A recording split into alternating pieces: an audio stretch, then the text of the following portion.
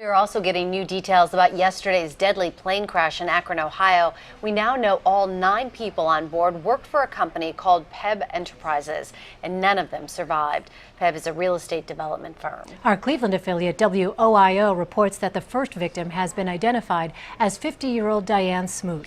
The small plane went down after clipping a telephone wire near a local airport. The NTSB is investigating. Don Daler is near the crash site in Akron with more. Looks like we have a plane into a house, heavy fire. We have a lot of wires down. The private charter flight ended in flames in this Akron neighborhood. All of a sudden, this plane just dropped out of the sky. I just knew people were not walking away from it.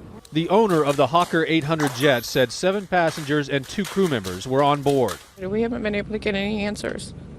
We've been up all night. Jeannie Ferrara says her sister Diane Smoot was killed in the crash. She says it was a trip planned to scout real estate. She was very excited because it was the first trip that she had ever made with the executives. And the tragic thing is, the plane had all the executives for the company on it. I don't know if there were any left in the office.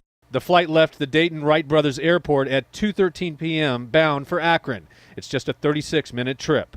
The plane crashed about 4 miles from the runway at the Akron Fulton International Airport.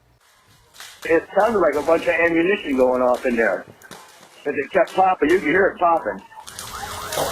Witnesses told emergency dispatchers the plane clipped telephone and electrical wires and then slammed into the apartment building.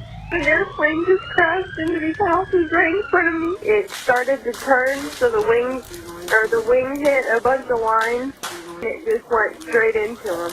Its fuselage came to rest in an embankment behind the building. The fire burned for hours, making the initial investigation difficult. This is a very complex situation, and it needs to be done very carefully, and everything needs to be documented well. No one on the ground was hurt. This man said the building that was hit is the place his friend called home. He just left his apartment to go buy groceries. By the grace of God, he wasn't there. Don Daler reporting there. Investigators say they will be looking into the plane's flight data recorder today to see if it holds any clues as to what caused the crash.